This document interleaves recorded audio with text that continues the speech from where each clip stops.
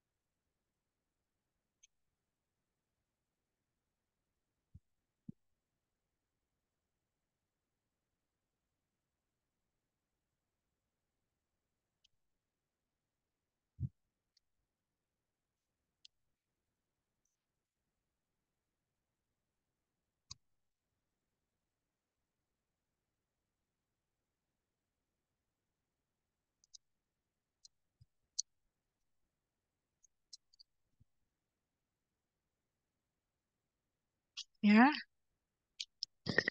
gimana nih? Masih belum mbak ini ya? 2 menit lagi ya. Tolong Septi sama Deborah teman-temannya disuruh masuk ya. Iya, Bu.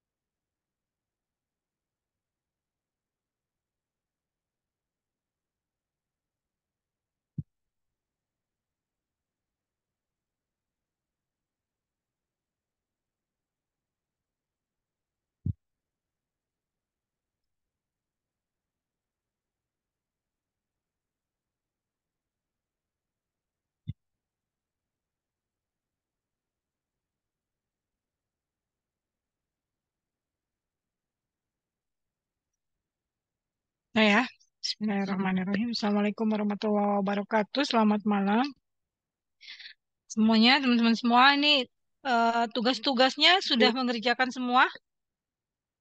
Sudah, Bu. Nah ya. Sudah, Ibu. Udah saya cek ya, sebagian besar sudah saya cek. Cuma sepertinya apa yang saya harapkan belum tercapai ya. Sekarang coba saya share screen.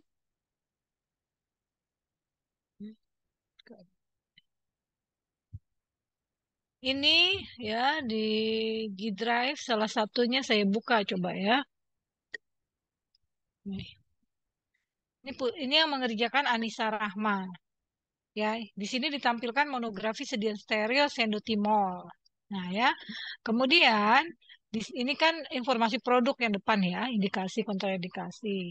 Kemudian monografi menurut FI 6 halaman sekian sebenarnya udah informatif. Cuma maksudnya sekarang kita buka ya, timolol melihat harusnya yang saya inginkan pengujiannya itu apa aja. Pengujian yang ada di sediaan steril. Kan kita lagi belajar sediaan steril nih evaluasinya. Baik salep mata ya, tetes mata. Itu apa sih parameter ujinya ya? Terus kalian buka di dalam monografi tersebut. Contoh tetes mata timolol maleat ya. Sekarang kita buka FI. Nih, timolol. tetes mata timolol maleat. Sudah kelihatan belum ya? Sudah, Bu. Nah, Baru. nanti diperbaiki lagi ya. Nih, jangan ada yang salah lagi. Misalnya mau mengerjakan tetes mata timolol maleat, ya. Alhamdulillah. Buka monografinya. Jadi maksud saya jangan ngambil lagi dari komputer. Jadi nggak ngambil dari data-data yang ada di Google. Saya lihat ini pada ini apa naik mungkin googling ya, ya. Jadi yang saya harapkan nggak tercapai. Saya mengharapkannya kalian tuh pada buka Farmakope Indonesia. Buka, kan saya udah ngasih linknya. Kan nggak susah ya. Tinggal klik aja pakai HP juga bisa. Ya, buka tuh Farmakope yang udah saya kirimkan waktu kemarin di chatbox. Ya, buka linknya apa yang mau diinginkan. Klik aja tetes mata muncul banyak. Salep mata banyak. Injeksi apalagi banyak. Ya.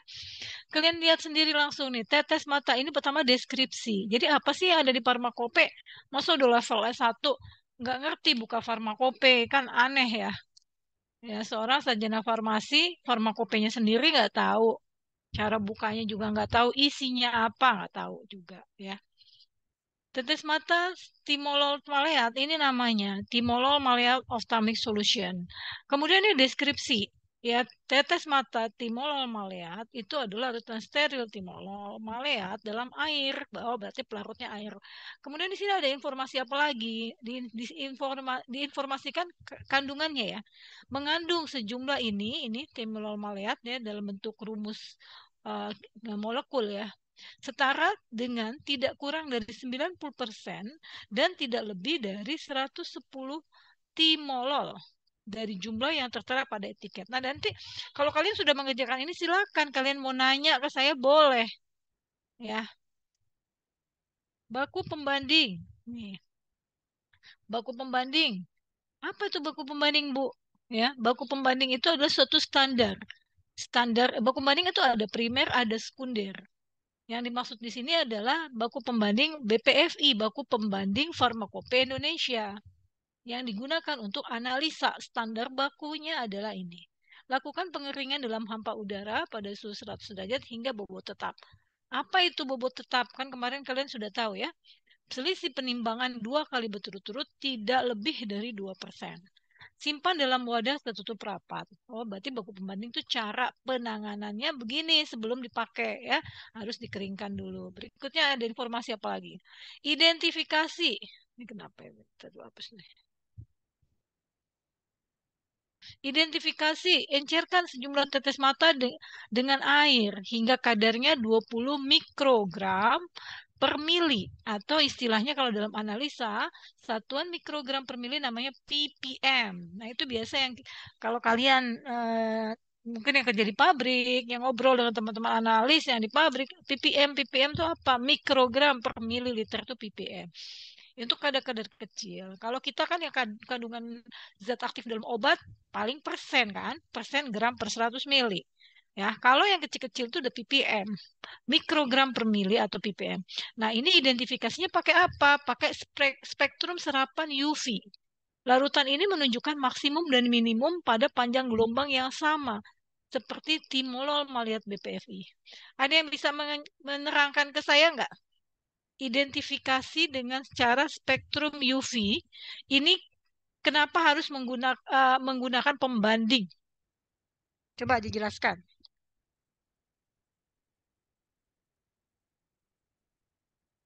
Kan kalau dipakai spektro biasanya ada sama belangkonya juga ya, Bu. Terus ada sama Blanko itu pelarut. Karena di dalam zat kita dalam bentuk larutan, ya. Syarat utamanya dia bentuknya larutan. Namanya larutan terdiri dari zat aktif plus pelarut. Nah, pelarut ini yang dijadikan sebagai blanko, ya, dan spektrum serapan suatu zat itu memiliki panjang gelombang maksimum berbeda-beda tergantung pelarut. Contoh, paracetamol dalam NaOH akan memberi serapan yang berbeda panjang gelombangnya ya dengan paracetamol dalam air atau dalam HCl. Maka blanko harus dilakukan untuk UV yang double beam. Ya, UV spektrofotometri UV itu ada single, ada double. Gitu. Jadi, kalau untuk analisa ya, identifikasi dengan menggunakan instrumen itu wajib pakai pembanding ya, atau menggunakan data yang ada di librarian. Jadi kita kan mau membandingkan, misalnya ini si A tuh kayak gimana, lihat fotonya misalnya. Ya enggak sih? Kita membandingkan ini orang yang datang ke saya ini benar nggak si A. Berarti kan kita nyocokinnya pertama fisiknya kan dari apa? Dari wajahnya. Misalnya kan orang-orang, misalnya kita mau akses kemana? Yang paling tepat sih sidik jari, ya kan? Identifikasi, karena nggak ada orang yang sama. Nah, itulah identifikasi. Jadi perlu baku pembanding. Berikutnya ada uji apa? Sterilitas. Nah, ini yang saya inginkan. Begitu ada uji sterilitas 71, ya. Kalau yang saya lihat teman-teman ngerjain itu kayaknya nggak ada. Paling sterilitas memenuhi syarat. pH antara sekian sampai sekian. Yang saya inginkan kalian itu mengecek kembali nih ke sterilitas 71, klik 71-nya. Tuh. Kan ini e-farmakope. Nah, uji sterilitas itu apa? Kalian baca di sini. Uji sterilitas itu adalah prosedur farmakope bla bla bla bla. Terus ngapain aja sih uji sterilitas? Nah, bisa kalian ringkas, terserah. Seperti itu, ya. Balik lagi. Kemudian pH 6,5 sampai 7,5, lihat nih pH. 10,71. Apa aja yang dibicarain di sini? Kok nggak muncul ya? Nah, ini penetapan pH 10,71. Baca pH itu apa? Harga pH adalah harga yang diberikan oleh alat potensiometrik atau pH meter yang sesuai yang telah dibakukan ya. Jadi kita kan memang pH meter itu dibakukan ya. Pagi dan sore kalau nggak salah ya dibakukannya. Sebagaimana mestinya ya. Yang mampu mengukur harga pH sampai 0,02 unit pH dengan elektroda indikator yang sensitif ya, elektroda kaca dan elektroda pembanding yang sesuai ya. Kalau pH meter yang ada di lab biasanya kalau kita penelitian kita sendiri yang adjust ya, biasanya gitu, atau ada laboran yang ngejust apa tuh pH meter pagi dan sore, karena harus dipastikan angka yang tertulis di pH meter itu misalnya pH 7 betul pH 7 seperti itu ya. Kemudian penetapan kadar dengan cara kromatografi cair kinerja tinggi. Dia, oh apa sih? Seperti tertera pada kromatografi. Apa itu kromatografi? Klik 931. Kalian bisa belajar tuh kromatografi apa. Udah dapat materi belum kromatografi?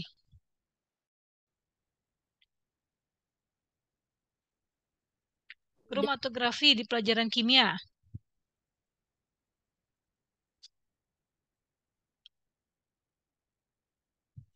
Mana teman-teman udah Udah, dapat Bu. materi? ya, Udah Bu. kan? Oke, udah, Bu. Udah, Bu, di fitokimia. Iya. Itu kromatografi apa yang dipelajari? Lapis tipis. Eh, Is kolom Kertas, kolom, lapis, kertas.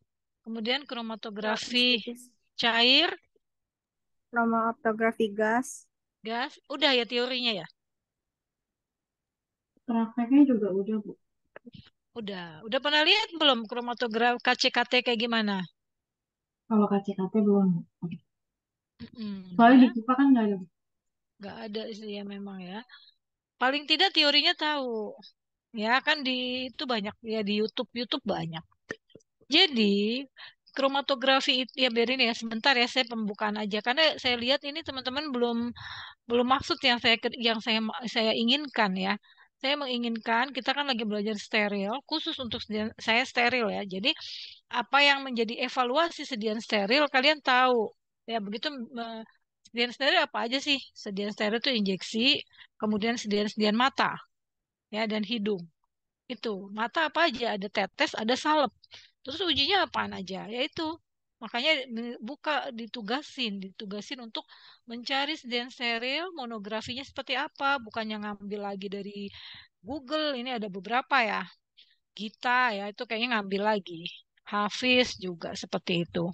Ya yang baru saya lihat.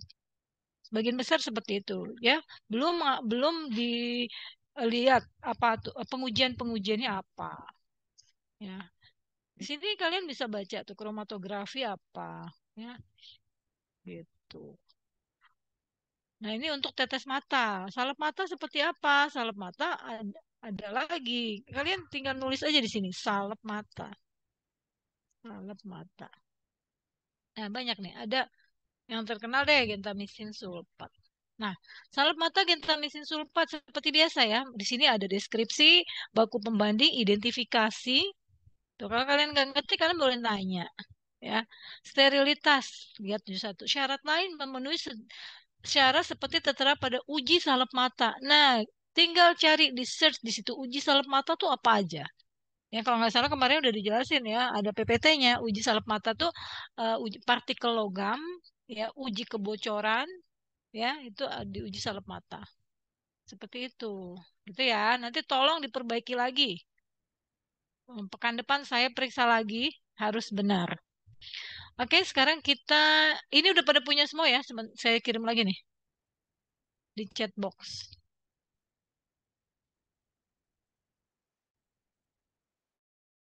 Ini harus disebarluaskan Farmakopen 2020 dari bulan November kalau nggak salah.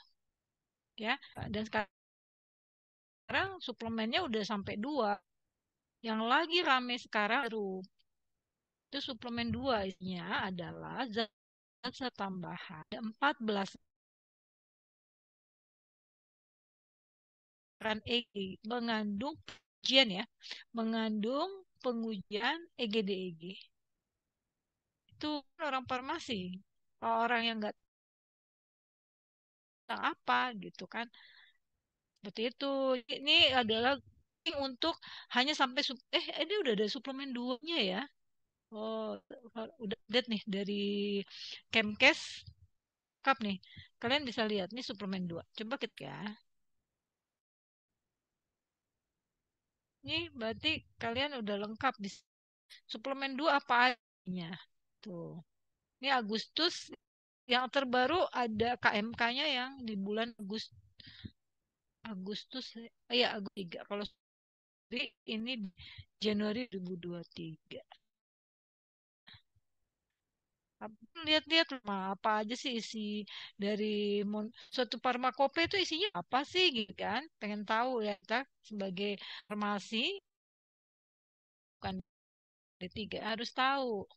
Ya, kalau mau nanya diskusi saya tentang saya seneng ya kerja satunya berhubungan dengan eh, farmakope ini. Bagi user sebenarnya saya kan dalam mengevaluasi dokumen usernya saya registrasi obat, tapi yang buatnya adalah bagian standar. Ya, namun kita di Kedeputian satu tim kan, jadi terlibat kalau misalnya ada rapat-rapat seperti itu. Jadi teman-teman baca kalau ada yang mau ditanya macam boleh ya. Oke, seperti itu udah jelas ya tugasnya ya. Iya, Bu, jelas, Bu. Oke, sekarang kita masuk.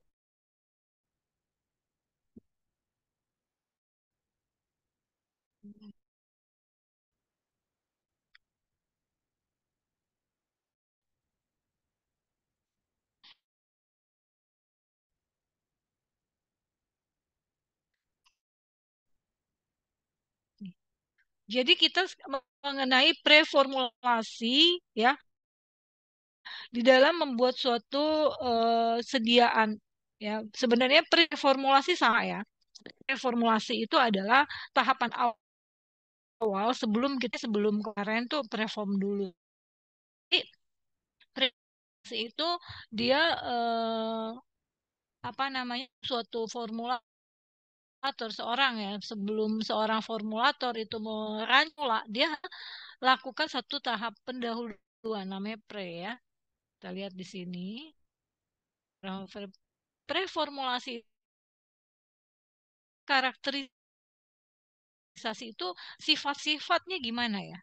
Sifat-sifat dari suatu molekul yang ada zat aktif maupun zat tambahan. Di dalam obat,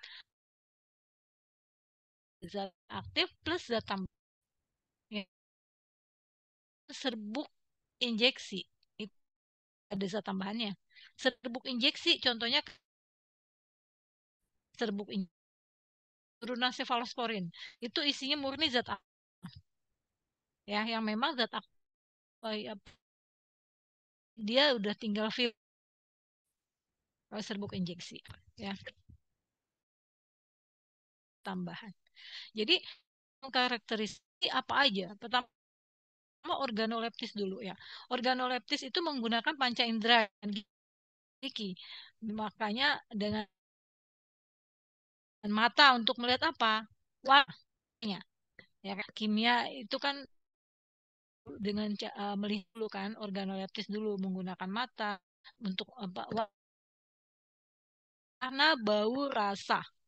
Warna ya, warnanya apa? Kemudian baunya seperti, rasanya seperti apa? Organoleptis yang pertama ya, sebelum kita ke pengujian yang lain, ya. Kemudian karakterisasi curah ini sebenarnya organoleptis fisik. Karakterisasi curah itu maksudnya kemampuan dia dituang, apa namanya, juga karakterisasi kelarutan. Kalau kelarutan fisika atau kimia?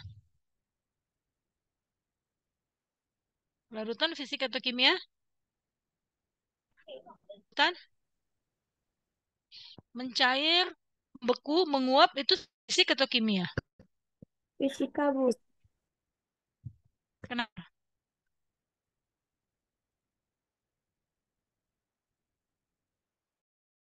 fisika?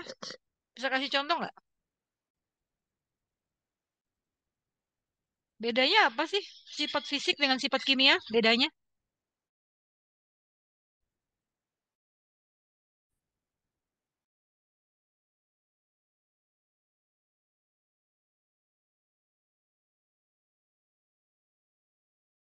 Beda fisika sama sifat kimia, ada yang tahu nggak?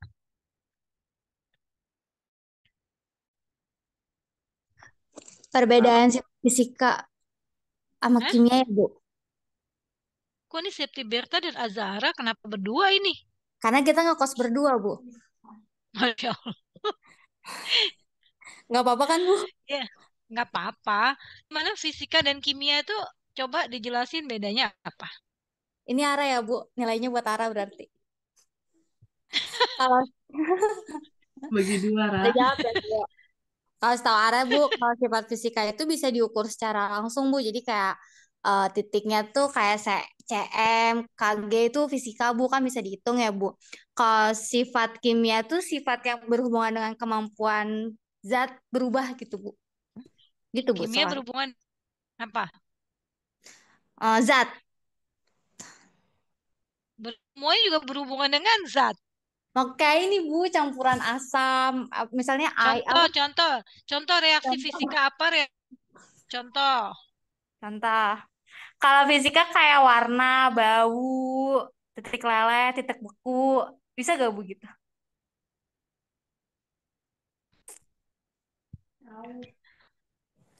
Jadi gini ya, kalau itu suatu reaksi atau sifat fisika, dia itu tidak menyebabkan terbentuknya zat yang baru ya.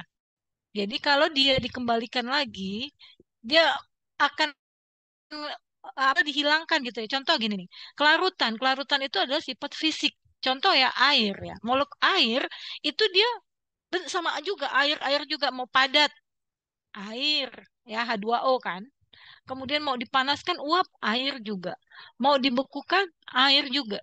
Ya, jadi dia tidak ada pengaruh ke dalam molekul zat itu sendiri tetap H2O air. Tapi kalau sifat kimia itu terbentuk yang baru. Misal,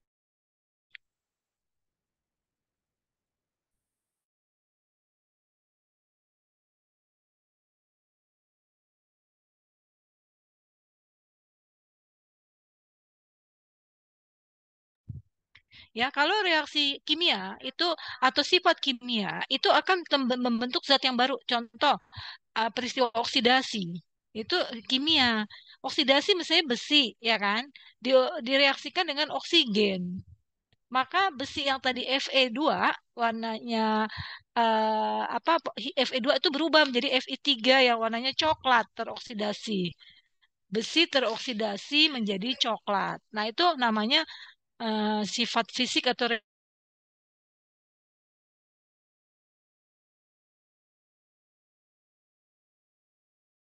itu sebenarnya perubahan yang kita lihat kan, itu sebenarnya kimia itu.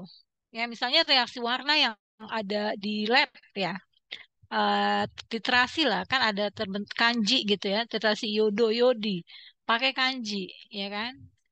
Eh,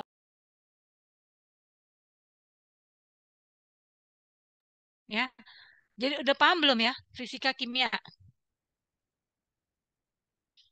Kelarutan fisika ya. Organoleptis benar fisika ya. Cuma yang kita apa namanya harus tahu basicnya tuh seperti itu. Kimia itu bedanya di situ. Dua-duanya sama-sama eh, te- apa namanya sifat apa namanya kita kalau fisika dan fisika kimia itu kan kita bekerja dengan benda mati ya. Cuma bedanya kalau yang fisika itu apa tadi tidak terbentuk zat baru, kalau kimia terbentuk zat baru. Kemudian karakteristikas. Jadi pada saat kita preformulasi itu kita harus mengetahui nanti sediaan kita stabil nggak. Stabilnya itu dari sisi fisiknya, misalnya warnanya. Warnanya harus tetap waktu kita awal membuat misalnya serbuk kita warna putih. Nanti sampai batas expired date yang kita klaim itu harus sama ya. Kemudian apalagi stabilitas kimianya misalnya ya.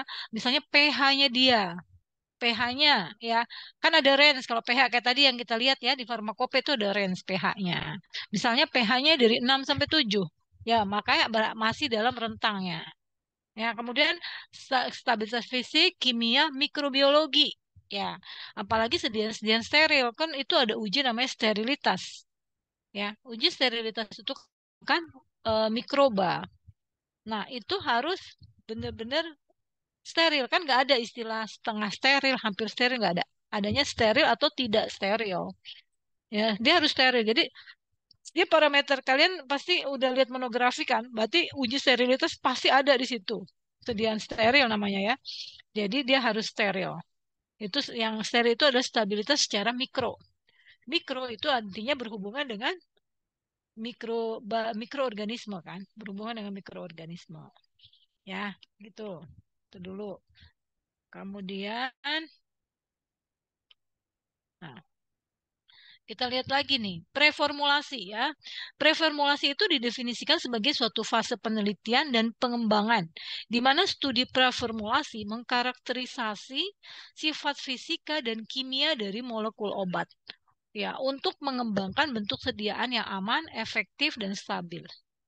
Ya, safety kan aman, efikasi berhasiat dan quality mutunya. Ya, jadi suatu sediaan obat pada saat kita mau membuat suatu bentuk sediaan obat itu harus dipastikan nanti ya hasil akhirnya itu safety, efikasi dan quality ya secara aman, efektif, kemudian berkualitas yang pastinya stabil. Seperti itu ya. Jadi dilihat dulu nih, misalnya kita mau buat injeksi apa tadi salep mata gentamisin sulfat, ya. Kita mau gentamisin sulfat itu yang pasti kita harus lihat dulu karakter zat aktifnya. Ya, gentamisin sulfat sebagai zat utama kan, zat aktif. Sementara zat tambahan itu bisa kita pilih yang sesuai dengan sifat fisik sifat dari gentamisinnya.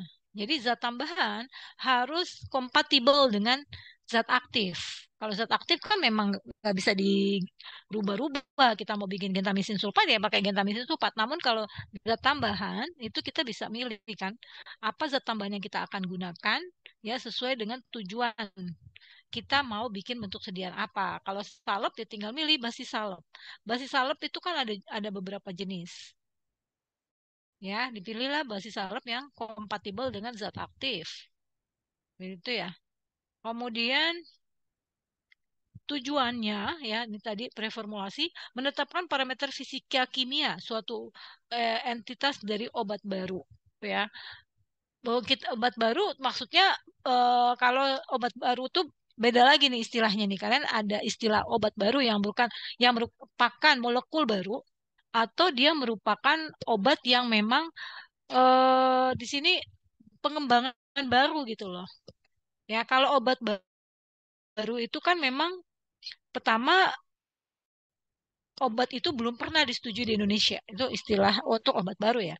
Tapi kalau misalnya obat-obat yang sudah ada, kemudian kita mau bikin copy produknya, mitu produknya, itu namanya obat yang bukan dalam arti obat baru sama sekali belum ada, bukan. Tetapi dia menjadi copy produknya gitu loh. Itu disebutnya obat pendaftaran baru juga, tapi bukan merupakan obat baru yang artinya benar-benar baru di Indonesia, bukan. Jadi karena ini mau pengembangan, kita ingin mengembangkan suatu obat yang apa namanya, misalnya R&D mau bikin paracetamol, eh, apa namanya, infus, dia belum punya nih. Kalau yang lain-lain udah punya paracetamol tablet, sirup atau eliksir, tapi yang infusnya misalnya mau bikin, nah itu kan merupakan suatu bentuk sediaan baru di pabriknya misalnya seperti itu. Nah, untuk menentukan kemudian menentukan kinetika dan stabilitasnya, ya. Kalau kinetika itu kan salah satu sifat dari apa dengan stabilitasnya, ya kan? Stabilitas itu kan kalau kalian belajar fisika farmasi kalau nggak salah ya, ada reaksi orde 1, orde 2, orde 0, orde 1, orde 2 gitu ya. Untuk menetapkan kompatibilitasnya dengan eksipien secara umum. Kemudian memberikan wawasan tentang bagaimana produk obat harus diproses dan disimpan untuk menjamin kualitasnya, ya. Nah, makanya yang utama sekali itu adalah zat aktif dulu. Kita harus tahu zat aktif kita, gentamisin, sifatnya seperti apa. Untuk mengetahui sifat zat aktif, kita lihatnya di mana? Yang tahu nggak? Di farmakope, Farmakope. ya kan? Tadi ada tuh di farmakope. Kalian ketik aja gentamisin sulfat keluar di situ, ya kan? Bisa dilihat di situ. Saya dulu nih, saya buka coba ya. Saya buka farmakope, kemudian saya buka ini.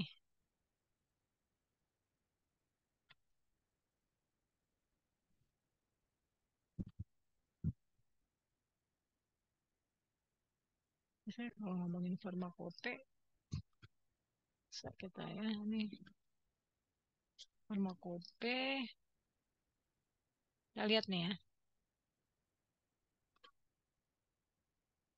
Nih ya, ada 2 layar kan? Nih, farmakope kita mau lihat apa tadi? Gentamisin.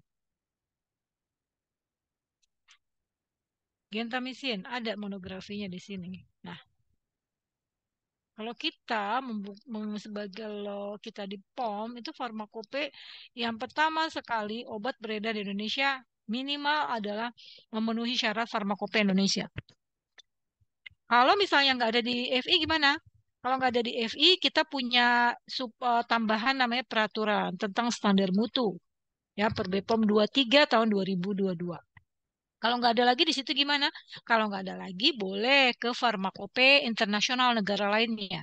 USP, BP, JP, Jepang ya, CP, Cina, India, ya. Itu kita mengecek sampai ke sana-sana ya. Gentamisin sulfat. Nah, ini adalah namanya monografi. Monografi ini memuat karakter daripada zat aktif.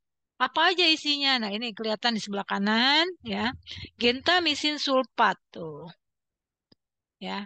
Gentamisin. Nah, nanti kan kalian ada belajar nih nanti misalnya merancang suatu obat. Ya, bikin preformulasi. Lihat dulu nih, gentamisin sulfat misalnya. Kita mau bikin apa nih? Salep mata gentamisin sulfat ya. Berarti lihat dulu karakter gentamisin sulfat. Ya. Kemudian pemberiannya apa? Dia berupa serbuk putih sampai kuning ke kuning-kuningan. Kelarutannya gimana? Karena dia gentamisin sulfat kan garam. Kalau garam secara umum larut di dalam air. Tidak larut dalam etanol, aseton, kloroform, eter, dan benzen. Gimana cara bikin ya prinsip umum pembuatan salep kan kalian tahu ya. Ada beberapa cara kan untuk pembuatan salep tergantung dari kelarutannya. Dan lagi azan ya sebentar ya. Kita dengerin azan.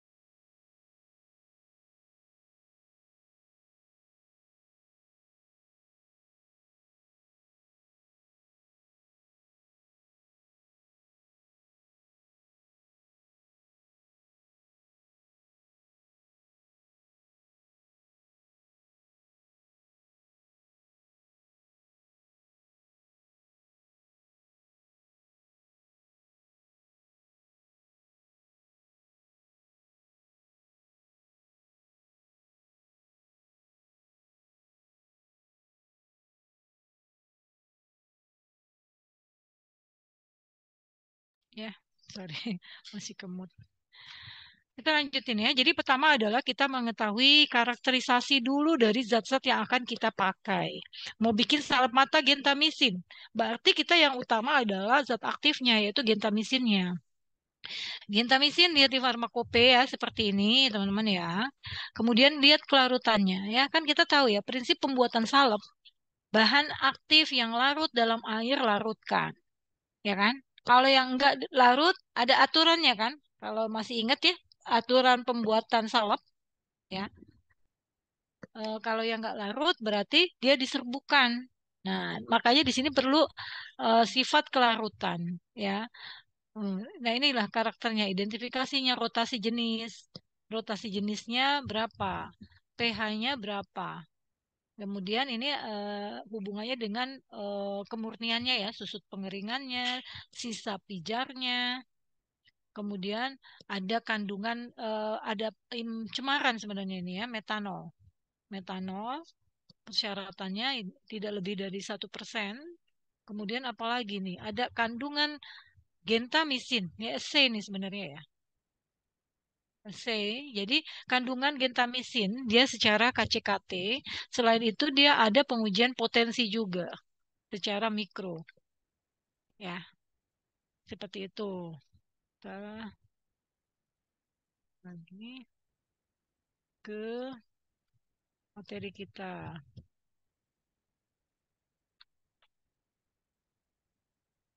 Sorry. Ya. Udah kelihatan PPT-nya belum? Udah, Bu.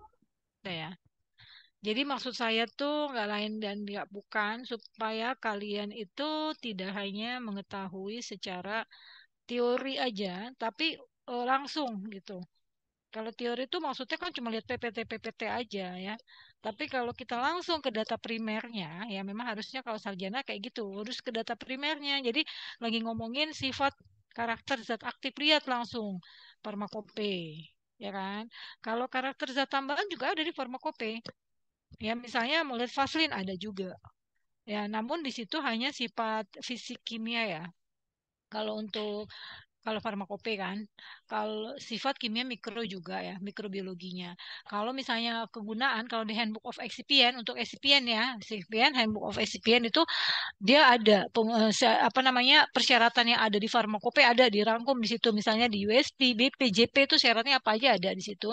Selain itu dia juga memuat kompatibilitas kalau handbook OCPN. Jadi misalnya kita mau bikin gentamisin pakai apa ya? Pakai Vaseline, apa pakai parafin ya, dia ada informasi kompatibilitas di situ. Baik, kemudian misalnya untuk sediaan krim ya, misalnya kita pakai pengawet gitu kan. Pengawetnya apa yang pas untuk sediaan krim misalnya atau untuk zat aktif yang kita gunakan. Ya ada di situ kalau di Handbook of Excipient itu selain sifat fisiknya, kimia mikro, dia juga ada informasi kompatibilitas. Stabilitas juga ada ya, informasi stabilitas, kompatibilitas, kemudian penggunaan untuk apa ya. Memang menggunakan bahasa Inggris. Namun itulah kalian harus berlatih ya karena untuk memformulasikan semua bentuk sediaan ya, dari sediaan padat, cair semua ya. Gitu kita tahunya dari mana sifat-sifat eksipien yang kita pakai ya dari handbook. Ya jangan googling-googling aja jangan ya. Nah, kembali lagi kita ke sini, tujuan preformulasi tadi ya. Jadi untuk menetapkan kompatibilitasnya, kompatibilitas dengan eksipien, berarti kita perlu handbook di sini. Kemudian memberi wawasan kepada kita, kepada formulator, bagaimana nanti produk itu kita prosesnya bagaimana. Contoh nih ya, sediaan steril, gentamisin, gentamisin salep mata ya. Nah, kalau salep mata itu pada umumnya memang dibuatnya secara aseptis ya. Jadi masing-masing komponen di disterilkan secara terpisah ya. Kalau gentamisin bisa nggak disterilkan dengan cara panas misalnya ya. Kita lihat eh, apakah dia dari titik leburnya tadi kita bisa lihat itu berapa suhunya, jarak leburnya dia. Kalau misalnya jarak leburnya rendah, berarti memang dia tidak tahan panas, kan begitu ya. Berarti pakai apa? Pakai cara-cara sterilisasi yang nggak ada hubungannya dengan panas, ya, misalnya dengan radiasi gitu ya, seperti itu. Jadi itu memberi wawasan kepada seorang formulator bagaimana nanti produk kita ini harus diproses. Ya, gimana caranya? Kemudian dalam hal penyimpanannya. Kalau penyimpanan itu hubungannya dengan data stabilitas. Ya, misalnya sediaan salep mata kita expire ada dua ya. Ada expire yang memang belum dibuka, ada expire yang sudah dibuka. Yang sudah dibuka itu maksudnya selama penggunaan ya, atau yang disebut dengan in use stability. Karena kan kalau salep mata yang tidak habis pakai, ya, misalnya yang tube 5 gram, kan nggak langsung habis kita pakai kan. Nah, itulah ada data stabilitas yang namanya stabilitas selama pemakaian atau in use stability. Ya, pabrik tuh harus mencantumkan dua-duanya. Coba nanti kalian kalau buka-buka obat ini ya, obat-obat steril yang memang tidak habis pakai, itu ada in use-nya, disyaratkan oleh Badan POM harus mencantumkan in use stability. Ya, misalnya yang jelas salep mata lah, salep mata, tetes mata, ya kan. Sekarang kan makanya udah ada yang single use ya, sedian-sedian yang dari sendok kalau nggak salah tuh ya, ada yang kecil-kecil yang sekali maksudnya sekali habis tuh dalam sehari ya, dalam 24 jam gitu ya habis. Karena kan misalnya makanya bisa 2 sampai 3 kali gitu ya. Itu masih bisa dia nggak pakai in use ya, karena dianggap sehari itu udah habis. Seperti itu ya. Jadi dengan kita punya data itu, oh stabilitasnya ternyata dia stabilitas yang sebelum dibuka ya kemasannya bisa sampai minimal banget tuh 24 bulan tuh minimal. Ya dengan memprediksikan obat diproduksi sampai di tangan konsumen akhir, end user kita nih yang pakai. Nah, itu minimal banget 24 bulan. Kemudian in use stability-nya, stabilitas selama pemakaian. Ya, tergantung dosis obatnya ya dan habisnya berapa lama. Kayak misalnya salep yang 15 gram sama salep 5 gram ya. Pastinya in use stability-nya harus panjangan yang 15 gram.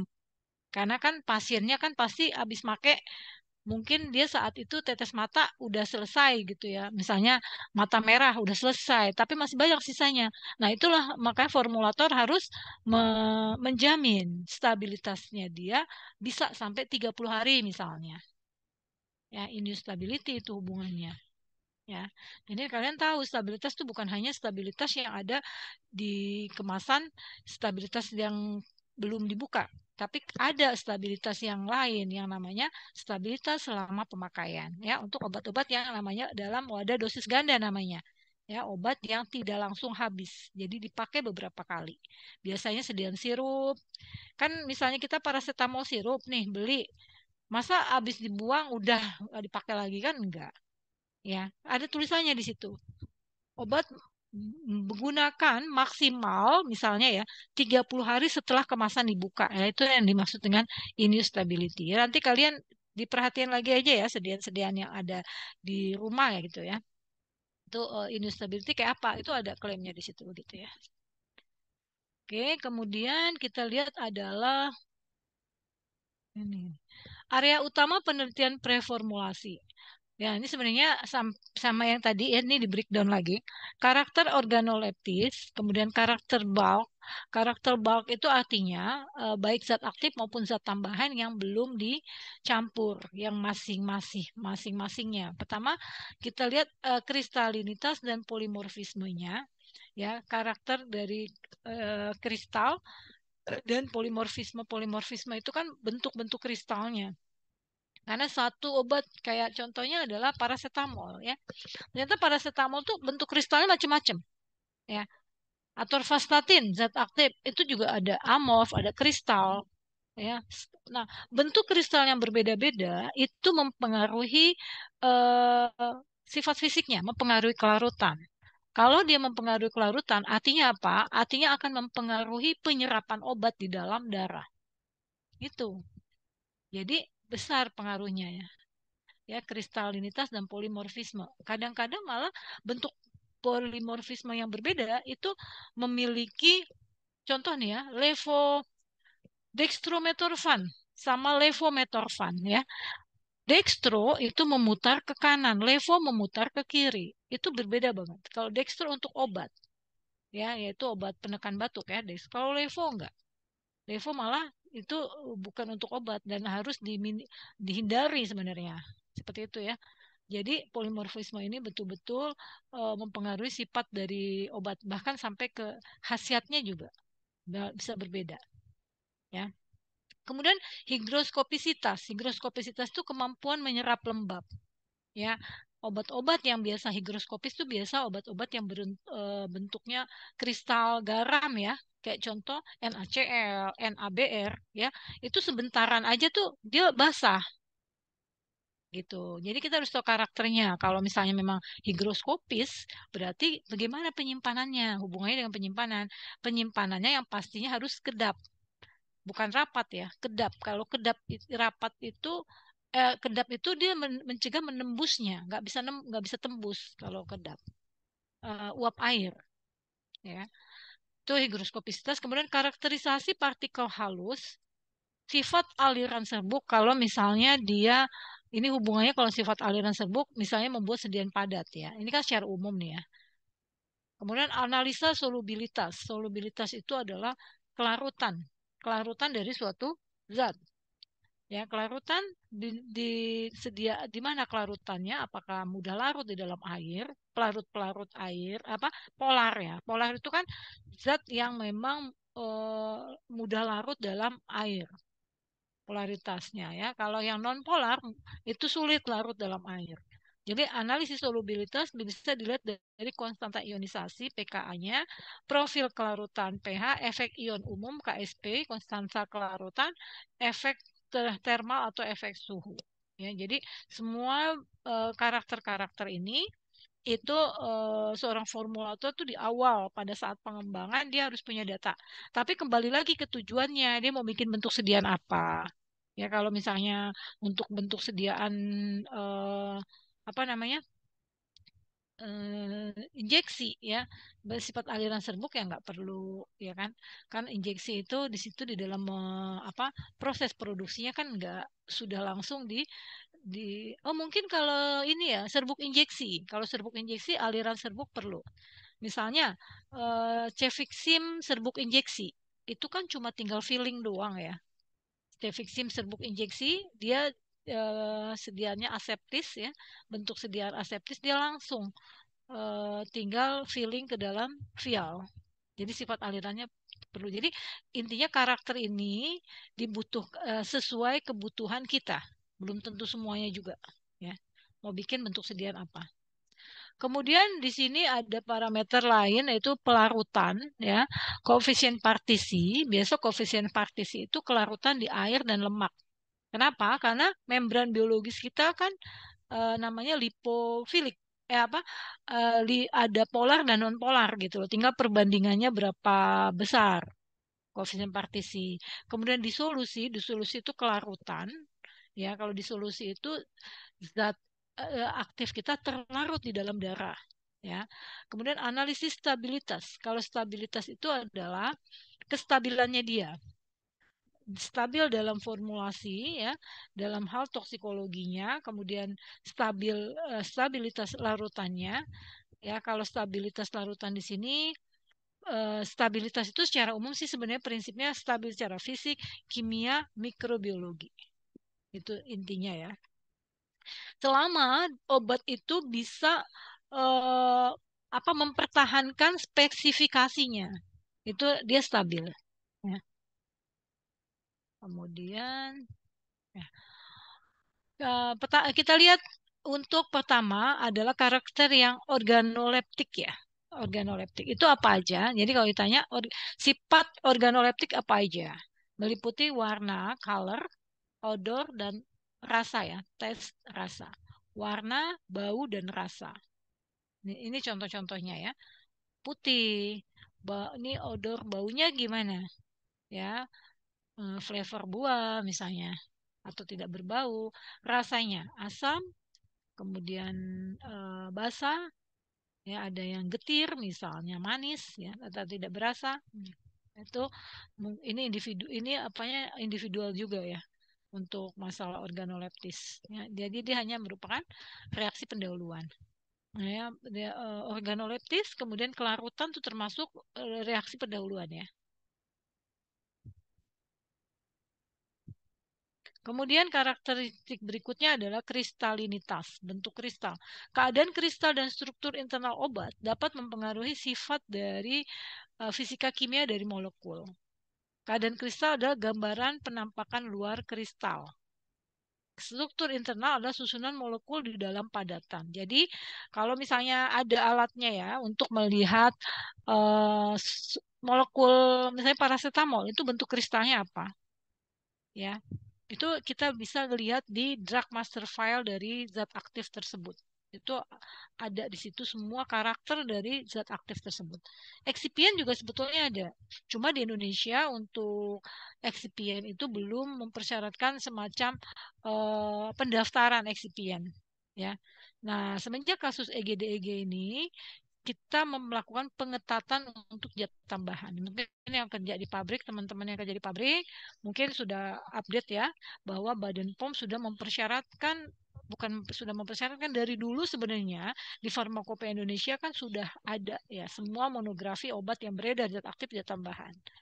Kalaupun memang belum update FI, itu ada klausulnya ya di Undang-Undang Kesehatan kita, bisa juga mengacu ke standar farmakope internasional negara lainnya. Jadi itu tuntutan ya untuk semua industri farmasi kalau mau bikin obat itu harus bisa melakukan pengujian. Jadi mereka tuh harus tahu bagaimana. Nih misalnya ada sediaan obat baru ya. Buat pabrik tersebut merupakan obat baru ya, pengembangan baru.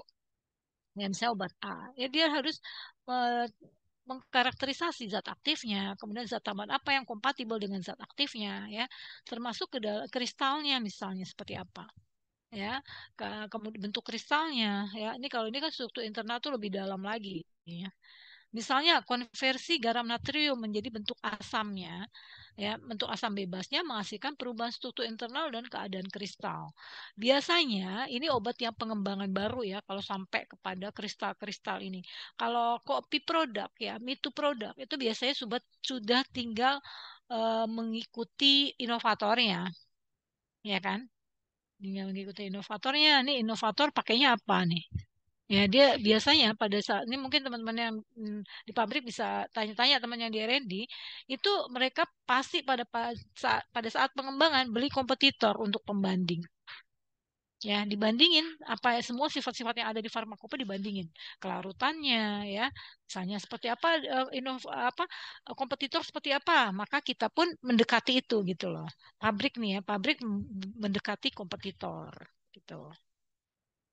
Nah, kan kalau misalnya bentuk garam natrium ya mau jadi asam bebasnya yang pasti kelarutannya sih lebih kecil sih di dalam air kan kalau natrium lebih besar. Tapi karena dia memang dibutuhkan dalam bentuk asam bebasnya, jadi yang diambillah bentuk asam bebasnya. Tapi itu kan berubah sifat fisikanya berubah. Ya kelarutan yang jelas, sifat kimianya juga berubah. Nah, kan kayak gitu ya. Kalau obat inovator, kalau kopi produk biasa tinggal ikut aja sih. Apa inovator udah pakai apa nih ya? Dia bentuk garamnya kah, bentuk asam bebasnya kah, biasanya tinggal ikut ya. Makanya kalau obat kopi produk atau obat yang kita apa namanya? Mitu ya, mitu produk tuh dia tuh ada uji yang namanya uji BE ya, ada uji BE. Ada BE itu artinya bioavailabilitas ekivalen. Jadi ekivalensinya itu harus dibandingkan. Jadi obat-obat kopi itu tidak sesederhana itu ya. Dia harus dibandingkan dengan inovator. Harus memiliki ekivalensi yang sama atau namanya uji BE. Nah, itu ya. Untuk menjamin secara quality sama dengan obat inovator. Nah, ini untuk ini aja ya teman-teman semua ya. Jadi wawasannya itu sedikit banyak tahu gitu ya tentang obat-obat yang ada di Indonesia ya. Jadi memang obat di kita mayoritas adalah kopi produk ya. Indonesia itu masih obat-obat inovatornya masih impor karena belum ada, kecuali untuk beberapa ada ya, ada kecuali ini untuk obat kimia yang saya bicarakan obat kimia. Ada beberapa produk yang dari Dexa kalau nggak salah, itu mereka ada pengembangan juga. Pengembangan untuk molekul-molekul yang apa ya? Oh, kalau untuk sediaan apa kimia ya, bentuk sediaan kimia kebanyakan kita masih bentuknya yang copy produknya, bukan inovator. Inovator yang pengembangan betul-betul baru itu secara obat kimia tuh sepertinya masih bisa dibilang sangat kecil ya. Kecuali beberapa industri aja kayak Dexa, KB itu sudah mulai risetnya ke arah pengembangan yang betul-betul baru ya. Karena yang namanya riset itu butuh waktu yang lama, biaya yang besar ya. Nah, ini kalau kita lihat ya, kristal ini pakai ada alat ya untuk melihat difraksi sinar X gitu ya, ada alat untuk betul-betul mengetahui bentuk kristalnya apa. Ya, ada yang bentuknya kubik ya kayak gini ya, kayak kubus gitu kan, oktahedra segi 8 ya, ini seperti ini ya, heksagonal ya, dan seterusnya ini ya. Jadi kita serbuk yang kita lihat serbuk semua kan, ternyata kristalnya itu beda-beda. Nah, kristal yang beda-beda ini mempengaruhi sifat fisikanya dia, kelarutannya dia, mempengaruhi sifat kimianya dia. Ya, ada obat-obat itu yang mudah ya, mudah penyerapannya misalnya di dalam darah ya, karena bentuk kristalnya yang kubik misalnya. Kemudian ada bentuk yang diproduksi sama pabrikan yang berbeda, bentuknya bukan kubik, misalnya heksagonal ya, sama-sama nih misalnya apa torvastatin, ternyata beda bentuk kristal, beda lagi ya, seperti itu teman-teman. Jadi kalian tahu ada faktor yang mempengaruhi sifat fisik kimia itu bentuk kristal tadi. Jadi tergantung pada struktur internalnya. Senyawa diklasifikasikan ada kristal, ada amorf. Yang tadi itu bagian-bagian dari kristal. Nah, kalau kristal itu ada bentuknya, kalau amorf enggak berbentuk. Tapi dari segi kelarutan, amorf itu lebih mudah larut dalam air. Ya, senyawa kristal digabungkan oleh jarak berulang atom atau molekul. Jadi bentuknya itu ada bentuknya lah kalau kristal ya. Kalau bentuk amorf itu acak dia, ya. Tapi lebih mudah larut di dalam air. Ya, kelarutan dan laju disolusi lebih besar untuk bentuk amorf kelarutannya daripada kristal karena bentuk amorf memiliki energi termodinamik yang lebih tinggi. Jadi intinya amorf lebih mudah larut dalam air dibanding kristal. Misalnya bentuk amorf novobiosin diserap dengan baik, sedangkan bentuk kristalnya penyerapan buruk karena apa? Kelarutannya. Kalau yang amorf lebih mudah larut dibandingkan yang bentuk kristalnya. Padahal sama-sama zat yang sama. Ya, bentuk kristal yang berbeda menghasilkan kelarutan yang berbeda, penyerapannya berbeda. Ya, ini salah satu perbedaan dalam hal bentuk kristal, namanya dia mempunyai polimorfis. Jadi beberapa bentuk ya. Morf itu kan bentuk, poli itu banyak, bentuknya banyak. Merupakan kemampuan senyawa untuk mengkristal menjadi lebih dari satu spesies kristal. Jadi kristal yang dihasilkan berbeda-beda. Kayak paracetamol tuh ada beberapa bentuk kristal ya. Nah, itu mempengaruhi. Makanya kadang ada yang cocok nih pakai paracetamol buatan pabrik A. Ada yang cocok pakai bentuk apa pabrikan B misalnya. Padahal sama ya, zat aktifnya paracetamol juga. Tapi ya itu tadi mungkin pengaruh dari bentuk kristalnya beda. Sorry. Gitu ya. Polimorf ada dua jenis, enantiotropik, monotropik. Polimorf yang dapat diubah dari satu bentuk ke bentuk lain dengan memvariasikan suhu dan tekanan namanya polimorf enantiotropik. Misalnya sulfur. Satu polimorf yang tidak stabil pada semua suhu dan tekanan disebut polimorf monotropik. Ya, gliseril stearat. Jadi satu satu zat itu bisa memiliki bentuk lebih dari satu, ya. Di situ namanya polimorf. Polimorf itu kristalnya, maksudnya kristalnya ada beda-beda. Nah, sementara polimorf sendiri ada dua, enantiotropik dan monotropik. Kalau yang enantio itu dia dapat diubah-ubah ya dengan variasi suhu atau tekanan. Beda-beda bentuknya. Tapi kalau yang hanya satu namanya yang monotropik, dia stabilnya hanya pada suhu dan tekanan tertentu aja. Gitu ya. Gliseril stearat contohnya. Nah, polimorflasi ini ya, polimorf berbeda itu mempengaruhi tadi ya sifat fisiknya dia, kelarutannya, titik leburnya dia, kepadatan, kekerasan. ya. Karakteristik untuk kompresi kalau misalnya mau dibikin sediaan tablet ya.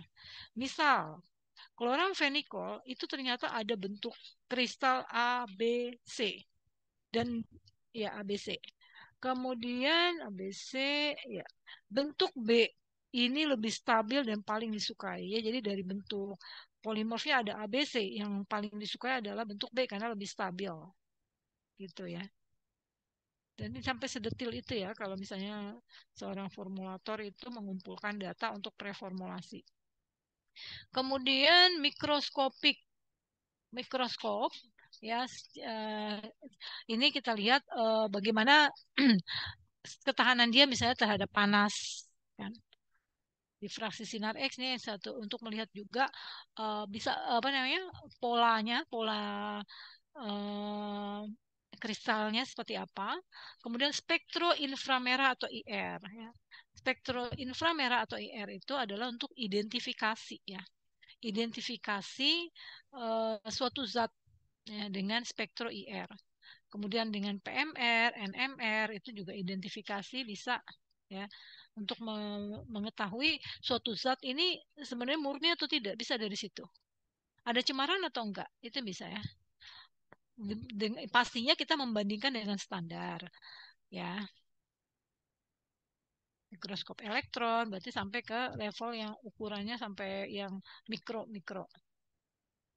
Nah, kalau mikroskopik bahan dengan indeks bias lebih dari 1 bersifat anisotropik dan tampak cerah dengan warna cemerlang dengan latar belakang terpolarisasi hitam.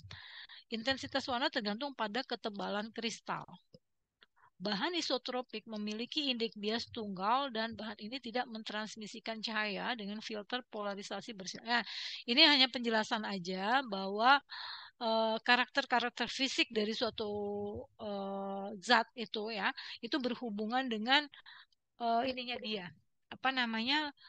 Karakter fisik dan kimia suatu obat itu dipengaruhi juga oleh bentuk kristalnya, misalnya seperti apa. Kemudian nanti ada penjelasan bentuk kristal yang lebih tebal itu akan seperti apa pengaruhnya ya.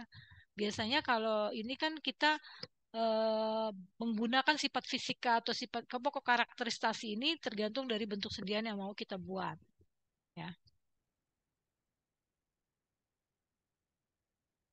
Kemudian memang kayaknya terlalu ini ya, kalian mungkin terlalu ini jelimet atau seperti apa ya. Jadi intinya kalian harus tahu dulu ya, di sini untuk gambaran ya, gambaran bahwa di dalam memformulasikan itu tidak seperti tidak main langsung comot-comot aja gitu loh. Ini zat tambahan, zat aktif ini udah deh zat tambahannya ini aja nggak bisa seperti itu.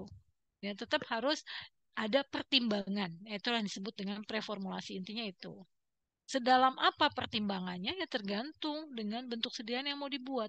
Semakin bentuk sediaannya kritikal, kan tadi udah disebut ya. Sediaan steril itu ada sediaan yang kritikal. Kan udah tahu ya, steril itu efeknya cepat. Tetapi efek sampingnya juga cepat. Kalau dia berbahaya, orangnya bisa menimbulkan kematian. Nah, ini yang bisa timbul pidana tuh di sini yang bisa menimbulkan kematian. Alhamdulillah ya. Jadi maksudnya itu sampai ke ranah hukum jatuhnya. Makanya kita hati-hati karena di bidang obat itu termasuk bidang yang beresiko. Ya, bukan aku takutin ya, tapi inilah kita sudah berada di sini tapi tugas yang mulia. Ya kenapa? Karena produk obat tidak seperti makanan. Kalau makanan kan orang bisa milih. Kalau nggak suka ya udah kita nggak beli, ya kan? Kalau obat kan nggak bisa. Ya, kita harus karena itu kebutuhan kita ya mau dia bersifat simptom pengobatannya atau memang penyebab apa kausal penyebabnya yang diatasi apapun ya obat untuk pencegahan itu pekerjaan yang mulia di bidang obat tetapi tetap harus kehati-hatian kita harus kita apa kita aware nih saya sebagai seorang farmasis memiliki sebanding ya kalau memang suatu itu rewardnya besar pasti resiko juga besar kalau kita nggak mau ada risiko ya udah nanti rewardnya juga kecil berarti ya karena kita tahu bidang kita itu adalah obat maka kita harus belajar dengan baik ya walaupun kita nantinya misalnya sih pengusaha aja kok pengusaha toko obat, pengusaha apotik gitu ya. Pengusaha apotik saya mah bukan orang formulator. Harus tahu juga karena kalau ada apa-apa, pengusahanya itu yang di ini di apa namanya? Dibawa-bawa lah bertanggung jawab gitu ya maksudnya ya. Apalagi pengusahanya kita yang punya, kitanya penanggung jawab juga sebagai apoteker penanggung jawab juga. Nah, kita harus tahu basic ilmunya. Ya, jadi harus ada kehati-hatian. Kita harus tahu bahwa produk obat itu adalah produk yang bersifat khusus. Makanya acuannya ya tadi farmakope, ya. Walaupun udah kita ngacu farmakope, apakah menjamin? Tetap aja yang namanya kelalaian itu yang tidak bisa kita hindari ya. Tapi ibaratnya manusia, kita udah berusaha ya kan maksimal. Kemudian udah berdoa. Sisanya adalah tawakal ya dengan banyak doa tadi. Ya itulah makanya kita belajar di sini kita harus tahu ya kalau bikin obat itu harus ada preformulasi, harus ada pertimbangan pemilihan bahan-bahan yang tentunya menghasilkan produk yang tadi safety, efficacy, quality. Aman secara khasiat ya, aman, safety, efficacy berhasiat, efficacy kan khasiat ya. Kemudian quality, mutu.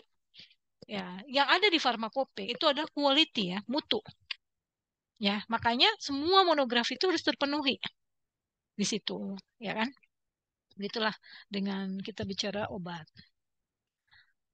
Ya, nah ini adalah tahan panas. Tahan panas itu hubungannya nanti dengan stabilitas dari produknya. Nanti mau dibikin secara apa. Kemudian ini nih yang tadi ya, yang mikroskopis tadi.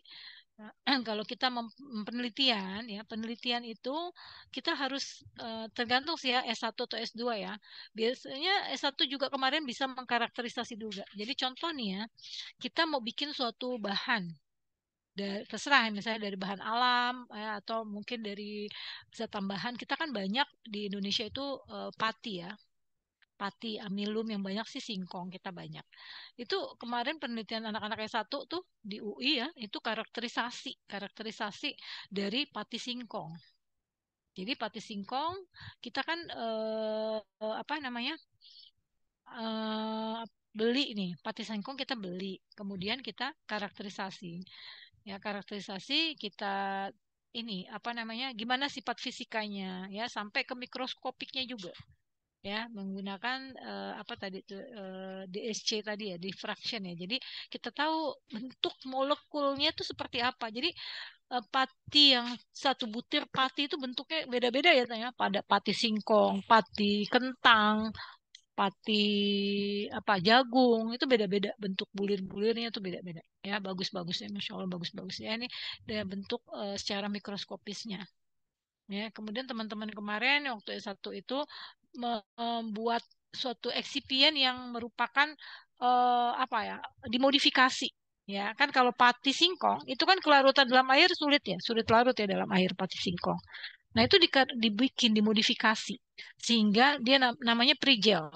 Pre-gel, jadi singkong ya diolah sedemikian rupa sehingga nanti pati singkong diolah sedemikian rupa sehingga terbentuk suatu eksipien baru yang namanya pre-gel tadi.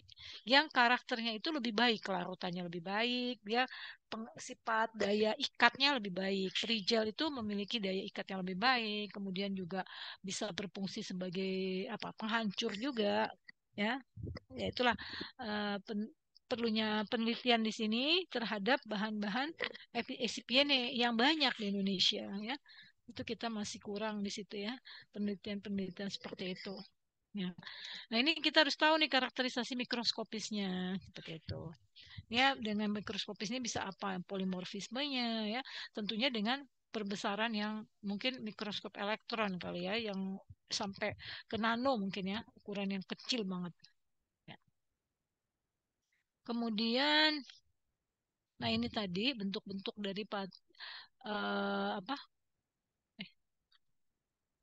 Bentuk-bentuk pati nih misalnya nih ada ini bentuk-bentuk inilah bentuk-bentuk mikroskopis dari zat-zat nih ya seperti apa. Nah ini dia spesifik untuk setiap bahan. Ini ada kalau di experience ada di handbook ada ya. Kalau ini apa nih? Sulfatiazol, ini bahan baku. Ini zat aktif ya. Sebentar ya, saya mau ngecas dulu.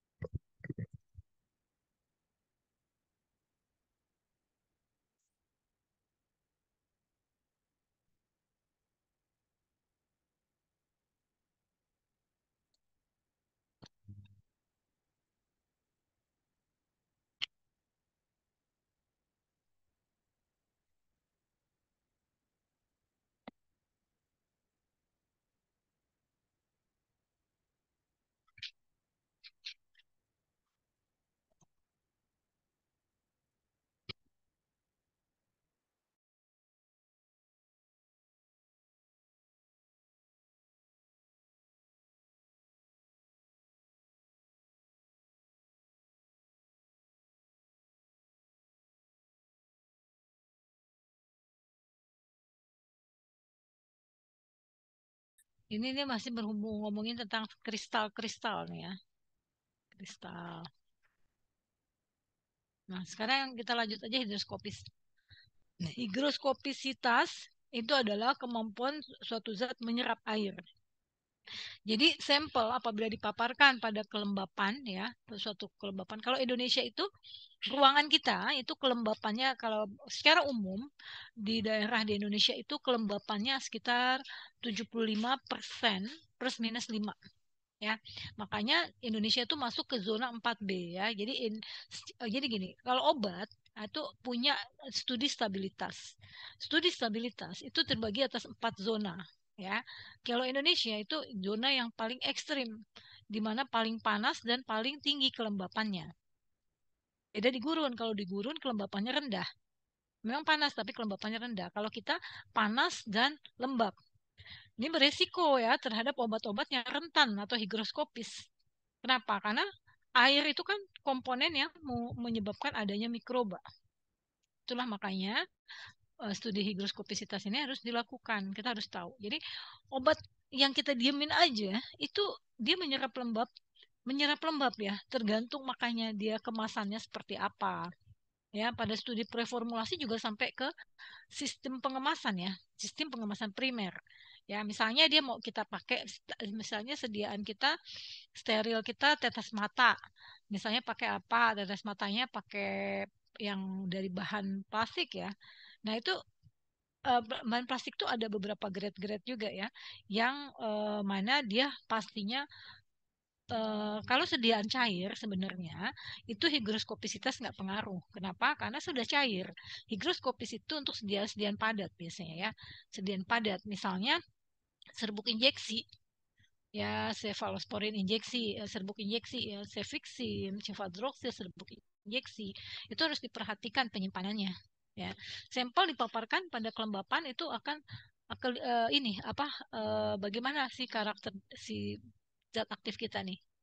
Ya, pada lingkungan dengan kelembapan relatif terkendali atau kelembapannya yang tinggi misalnya. Nah, kelembapan di kita ya, kalau misalnya kita mau atur ya bisa ya diatur kelembapannya.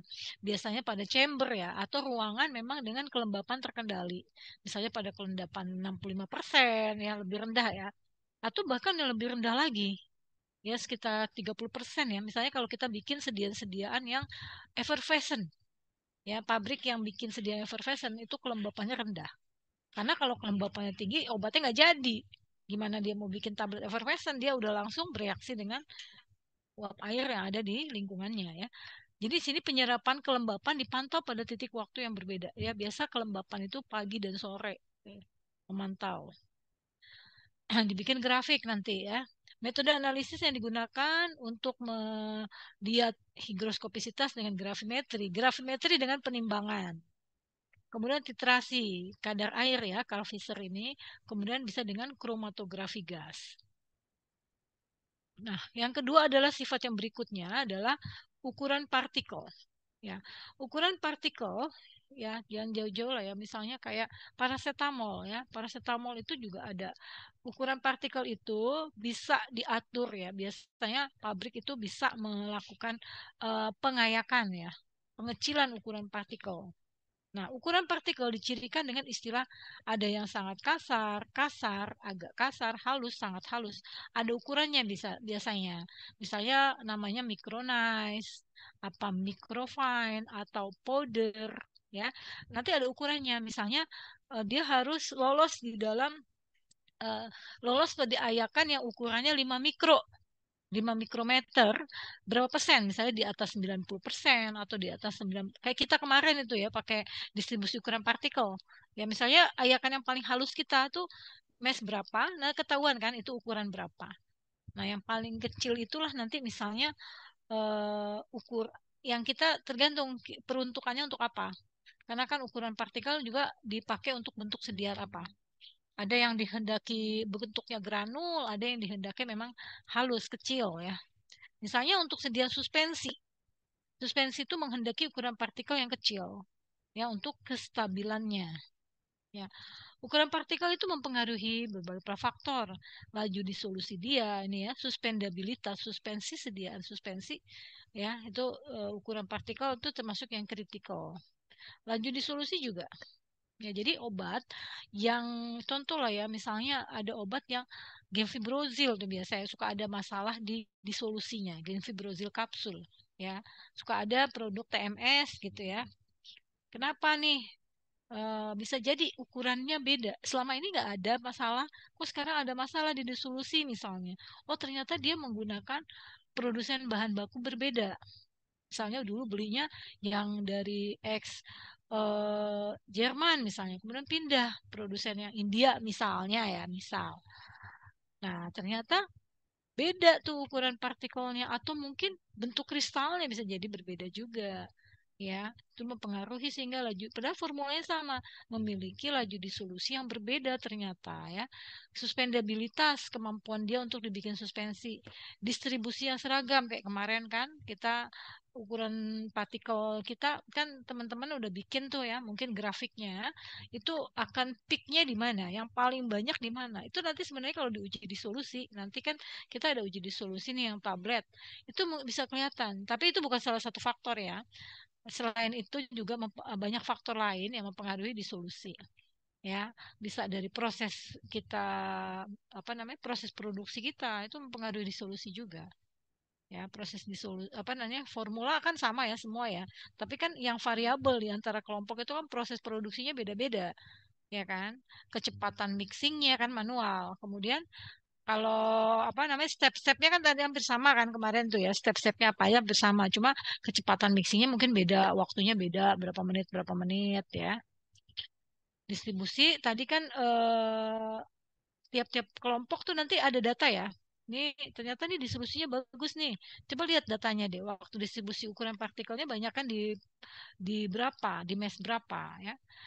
Nah, ini otomatis kalau berhubungan dengan kelarutan, berhubungan dengan ukuran partikel, kemampuan penetrasinya dia ke dalam, kan kalau disolusi kan berarti obatnya sudah tersedia dalam darah, berarti kan untuk diserap kan, untuk diedarkan gitu maksudnya ya, penetrabilitas, kurangnya sifat berpasir ya kan, karena halus. Kalau halus ya dia tidak bisa kita ini ya, kalau berpasir kan berarti lebih kasar kan, itu ukuran partikel. Kemudian sifat alir bubuk ini kalau misalnya kita membuat bentuk sedian padat. Ya. Sifat alirannya dipengaruhi oleh perubahan ukuran, bentuk, dan kepadatan partikel. Sifat aliran bergantung pada hal berikut, gaya gesek, kohesi antara satu partikel dan partikel lainnya ya. Kohesi adalah daya tarik menarik yang sama ya, yang sama kutubnya misalnya positif positif ya, samanya ya kalau kohesi. Kemudian partikel halus itu memiliki aliran yang buruk. Ya, alirannya buruk dengan mengisi ruang kosong di antara partikel yang lebih besar yang menyebabkan pengepakan dan pemadatan partikel. Dengan menggunakan glidan dapat mengubah sifat alir, misalnya talek. Jadi kalau misalnya ya, serbuk kita misalnya pada saat distribusi ukuran partikelnya banyakkan yang halusnya, di sini disebutkan kalau yang halus itu aliran, mempengaruhi aliran. Kemarin tuh teman-teman yang cetak yang halus banget itu eh, kalau diperhatikan daya alirnya tuh gimana tuh kemarin tuh ya. Yang halus banget tentunya alirannya kan kurang baik ya.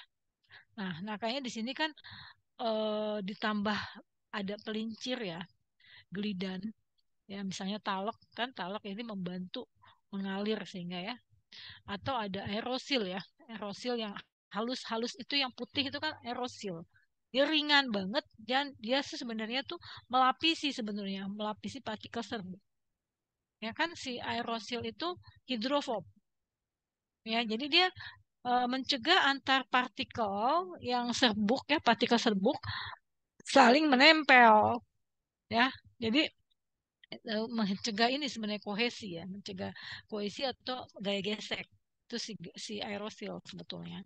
Sehingga apa? Sehingga mudah ngalir.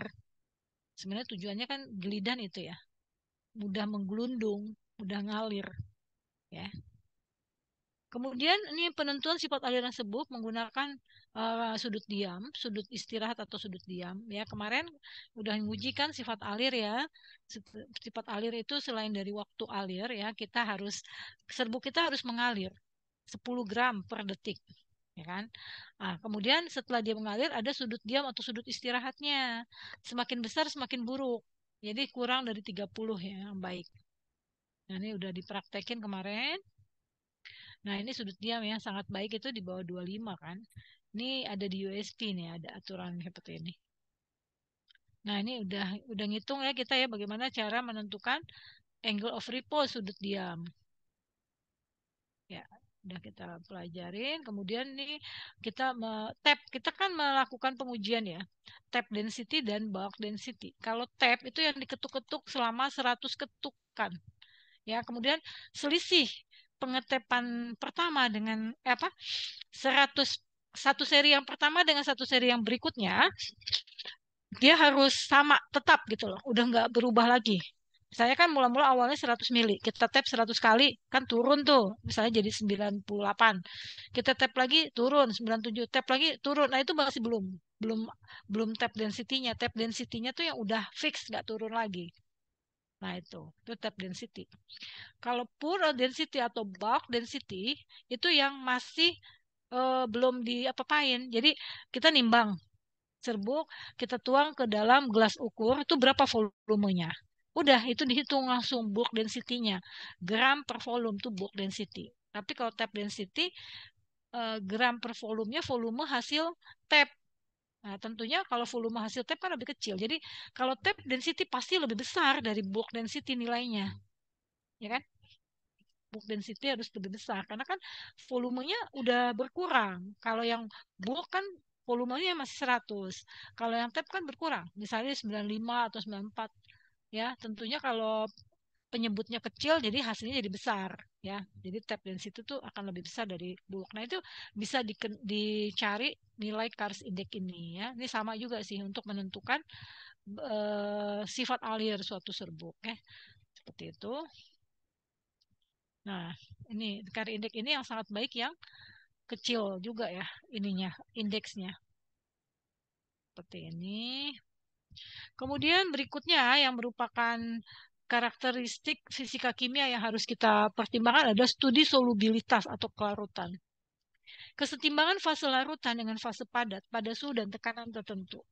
Ya, menentukan jumlah obat terlarut, jumlah obat yang tersedia untuk diabsorpsi. Penurunan kelarutan dilakukan pada kondisi tertentu.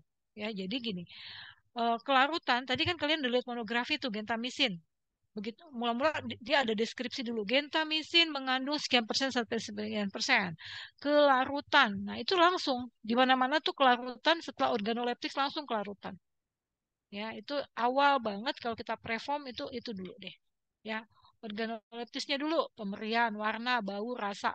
Kemudian kelarutan. Nah, kelarutan itu dia akan menentukan tadi kan gimana kemampuan dia untuk disolusinya, itu dari sifat kelarutan itu mempengaruhi disolusi dia. Kemudian daya penetrasinya terpengaruhi oleh solusi kelarutan. Nah, kelarutan itu sebenarnya bisa dimodifikasi, ya. Studi solubilitas bisa dimodifikasi, bisa dari bentuk partikelnya atau ditambahkan suatu zat lain yang namanya surfaktan. Ya, misalnya di solusi gemfibrozil kapsulnya kurang bagus, bisa ditambah yang namanya surfaktan. Tapi ada syaratnya ya, penambahannya berapa persen tuh ada syaratnya. Karena surfaktan ini kan menurunkan tegangan permukaan sehingga zat-zat itu akan mudah dibasahi. Ya, jadi stabilitas apa namanya kelarutan itu dapat kita modifikasi. Nah, kalau di farmakope kalian baca di depan itu ada istilah kelarutan. Karena kan kalau sifat kita kan nggak mau bilangnya gini, sangat mudah larut. Sangat mudah larut tuh apa sih? Sangat mudah larut itu artinya satu bagian zat itu membutuhkan kurang dari satu bagian pelarut. Jadi 1 gram gentamisin, istilahnya gini, gentamisin sulfat sangat mudah larut dalam air. Artinya 1 gram gentamisin sulfat itu bisa dilarutkan oleh air kurang dari 1 mili. Ya, kalau makin banyak air yang dibutuhkan, berarti kelarutannya lebih sulit, ya sampai ke paling bawah praktis tidak larut. Lebih dari 10.000 mili, lebih dari 10 liter, ya praktis tidak larut. Kalau mudah larut, butuhnya 1 sampai 10. Jadi misalnya untuk larutnya 1 gram gentamisin kita butuhnya 10 mili air. Itu berarti istilahnya mudah larut.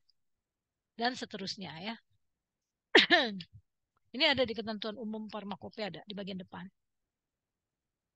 Ini ya.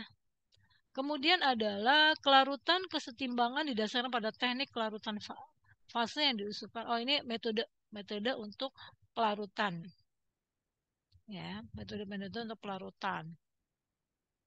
Kalau melarutkan itu prinsipnya itu adalah pertama dia harus ada pemanasan, ya. Kemudian dengan proses fisika apa mekanik ya pengadukan ya sebenarnya. Pengadukan macam-macam, ada yang dengan shaker digoyang-goyang, ada yang dengan cara apa pengadukan itu sentrifuge bisa juga ya, yang dengan kecepatan tinggi ya. Macam-macam itu fungsi untuk apa namanya teknik-teknik ya, teknik-teknik untuk pelarutan. Kemudian pKa. pKa itu adalah konstanta ya, konstanta kelarutan suatu zat. Jadi suatu zat biasanya zat yang sifat asam atau basa yang lemah ya, dia asam atau basa lemah itu sulit larut di dalam air ya, sehingga di dalam air dia akan terdisosiasi. Terdisosiasi artinya ada yang menjadi ion, ada yang tetap menjadi molekul gitu loh. Jadi nggak semuanya terion. Yang tidak terion ini namanya molekul, ya. Dan dia kalau kita reaksi kimia itu kan reaksinya biasanya reaksi kimia tuh langsung ya satu arah gini kan. Maksudnya kalau reaksi kimia gini, ya kan? Misalnya Na ditambah Cl, NaCl dengan adanya air langsung sempurna terionisasi Na plus Cl min. Tapi kalau dia zat organik aja, misalnya yang organik apa ya, asam sitrat gitu lah ya. Dia nggak kayak gini, tapi dia kesetimbangan bentuknya ya. Gini sama gini. Nah, gini. Jadi dia apa tuh namanya kalau asam atau basa lemah terdisosiasi namanya, bukan terionisasi. Kalau yang dia elektrolit kayak NaCl ya, itu dia ionisasi nih kayak gini nih, ionisasi. Jadi bentuk panahnya kayak gini. Tapi kalau ini terdisosiasi. Terdisosiasi itu artinya ada bentuk kesetimbangan. Ada yang terion, ada yang masih tetap tidak terion. Nah, itulah namanya konstanta pKa namanya, konstanta disosiasi. Obat yang tidak terionisasi larut dalam lemak ya sehingga menembus membran lipid. Jadi obat itu bisa menembus, dia harus dalam bentuk molekul, bisa menembus ini ya apa membran biologis dalam tubuh kita. Kan membran biologis tubuh kita, sel-sel itu kan ada yang sifatnya itu eh, hanya bisa dilalui oleh molekul-molekul yang larut dalam lemak. Yang pasti dia harus dalam bentuk molekul, tidak bisa zat terion. Obat yang tidak terionisasi ini artinya dalam bentuk molekul ya. Dia larut di dalam lemak ya, sehingga dia dapat tembus membran. Nah, zat yang terionisasi itu tidak larut ya di dalam lemak ya. Kita ngomongin dalam lemak. Kalau yang terionisasi larutnya dalam air. Ya, nih, terionisasi larut dalam air. Tapi yang tidak terionisasi atau yang namanya molekul itu larutnya dalam lemak. Ya, jadi zat yang terionisasi tidak larut di dalam lemak, dia larutnya dalam air, sehingga permeabilitasnya lambat. Nah, derajat ionisasi bergantung pada pH, ya, namanya pH persamaan Henderson-Hasselbalch. Untuk senyawa basa ini pH pKa terionisasi dibanding tidak terionisasi. Senyawa asam pKa tidak terionisasi. Persen ionisasi ini. Nih ya, ini rumus. Ditentukan dengan spektro UV, titrasi, potensiometri, metode titrimetri ya. Titrimetri itu titrasi ya. Sebenarnya kalau titrasi, ini potensiometri juga titrasi. Cuma kalau potensiometri itu titrasinya menggunakan suatu instrumen ya, sehingga lebih akurat.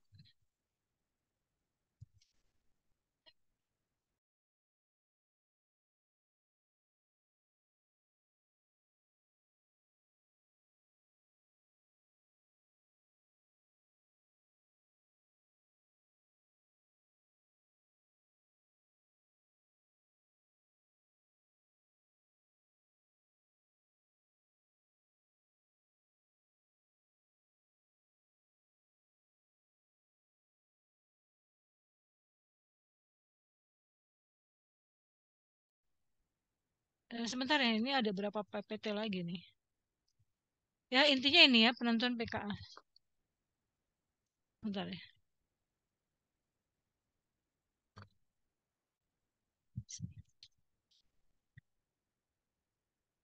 Oh, ini.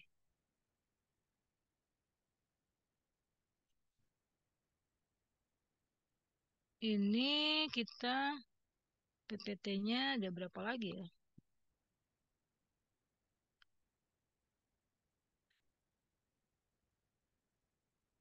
Dari 57 kita baru sampai pKa. Itu loh, aku ada.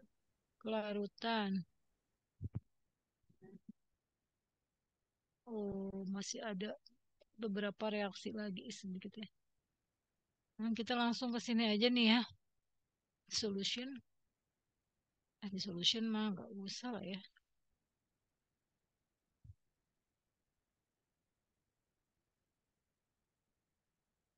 Sorry ya. Sebentar lagi ya. Ini udah masuk kelas lain ya? Iya, Bu. Ya, jadi intinya gini ya. Jadi, sorry ya. Intinya kalau misalnya kita mau mempreformulasi, sebenarnya tadi saya mau menunjukin contoh preformulasi yang pernah dilakukan industri ya. Jadi, preformulasi itu melihat sifat fisika, kimia, mikrobiologis dari zat aktif dan zat tambahan yang dipakai untuk pembuatan obat jadi.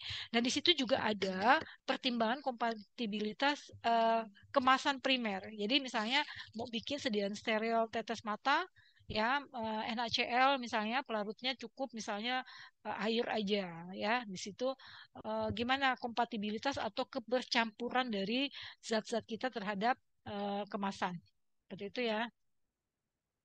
Nanti kalian hafalin aja tuh sifat-sifat fisika apa aja ya yang ada di situ, yang tadi ya dari mulai ukuran organoleptis, kemudian ukuran partikel, polimorfisme ya, kemudian pKa. pKa itu hubungannya dengan disosiasinya ya, seperti itu ya. Saya mau absen ya. Saya minta waktu 5 menit lagi sebentar. Absen.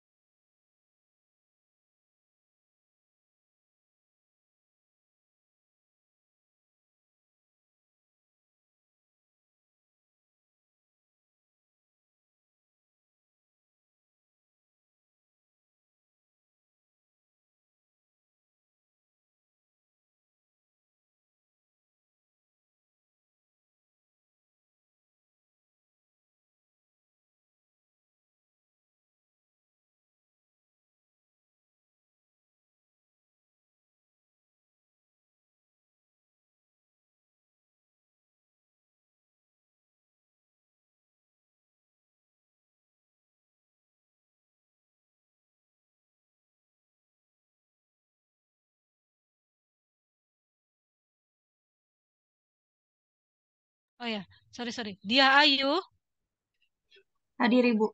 Sarah Fauzia, Sarah. Kalau Sarah yang hadir saya Bu. panggil 2 atau 3 kali nggak ada, berarti saya nggak absen nih, tidak hadir nih. Anita Rahman, Hadir Bu. ya Sylvia Yuni, Hadir Bu. Mala, Hadir Bu. Muhammad Romli, Hadir, Bu. Yulita, Hadir Bu. Anissa, Anissa hadir Bu ada. Gita, Hadir. Yusni, Yusnia hadir.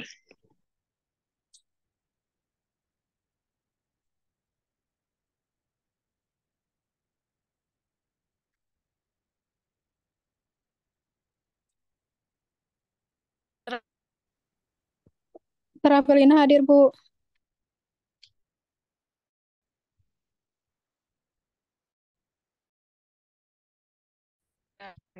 dulu Hadir Bu.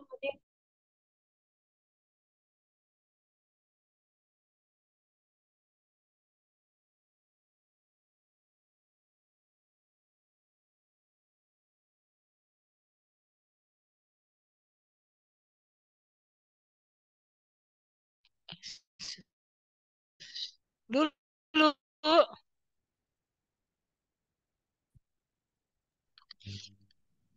dulu Lalu Septi, hadir Bu. Ada di partisipan. Hadir Bu. ya Septi, ST Nurmaya, Hadir Ibu. ayo dia, Hadir Bu. Hadir, Bu. Roida, Hadir, Bu. Hadir Bu. Fahmi ada ya, Hadir. Flo, Hadir Ibu. oke, Ananda Sela, Hadir Ibu. Putri, Hadir Bu. udah deh, Farizan, Hadir, Bu. ini Farizan udah deh. Nah, Farizan kemarin minggu lalu kenapa nggak masuk? Yang minggu lalu masuk Bu, cuman saya nggak pakai nama saya sendiri, pakai akun yang lain, terus lupa ganti nama. Hah? Kamu saya panggil nggak ada Farizan ah. Di Iya, partisipan juga nggak ada Farizan. enggak, saya nggak pakai nama saya Bu.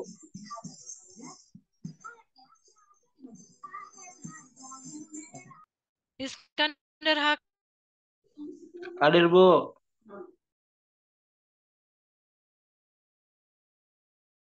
pakai nama siapa?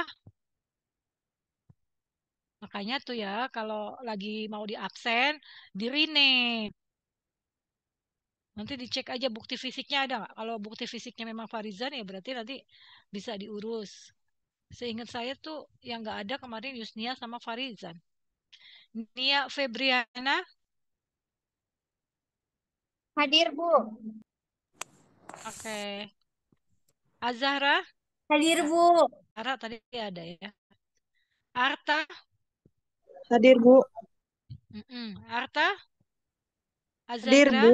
Azahira ada ya. Azahira hadir. Salsabila ini udah pulang umroh nih Hadir kali Bu. ya. Salsa, Salsa hadir Ibu. Salsa. Gimana soalnya Salsa? Oke. Ananda Maharani, Hadir Bu.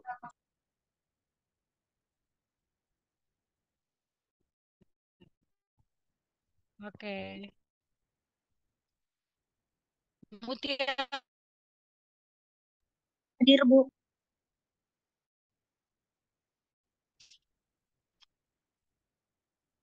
ada. Nia, Nia Mulyani maksudnya. Hadir Bu. Septi Alfa, Septi. Hadir Ibu. Ya. Iya. Hadir Bu.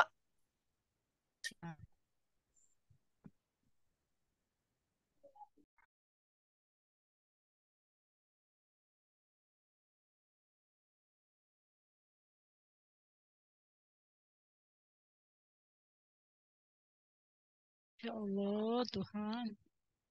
Mohon maaf ya, aduh internet saya nggak stabil banget keluar masuk. Makanya tolong teman-teman yang di absen, tolong ya, dibantu ya. Kira-kira nama saya mau muncul langsung ya, dipantau. Teguh Setiawan, Hadir, Bu. Siti Askia, Hadir, Bu. Abdul Hafiz, Hadir. Ilmi, Hadir, Bu. Seli, Hadir, Bu. Silvi Nuraini, Hadir, Ibu. Anita Hayatun Nufus. Anita hadir, Bu. Ya, Deborah, makasih. Terima kasih banyak ya. Mohon maaf, ini kelewatnya banyak banget karena tadi kita awal lagi ngebahas tugas dulu. Tolong dikerjakan kembali. Itu ya. Pokoknya kalau masih belum benar, saya suruh kerjain lagi. Ya, berkali-kali biar lebih paham. Oke, terima kasih banyak atas perhatiannya. Nanti pertanyaannya disimpan dulu, nanti ditanyakan untuk pertemuan berikutnya boleh. Makasih banyak ya atas perhatiannya ya. Semoga bermanfaat. Semangat untuk belajar ya. Assalamualaikum Oke, Bu. warahmatullahi wabarakatuh. Terima kasih. Waalaikumsalam. Terima kasih ya, izin live. Bu.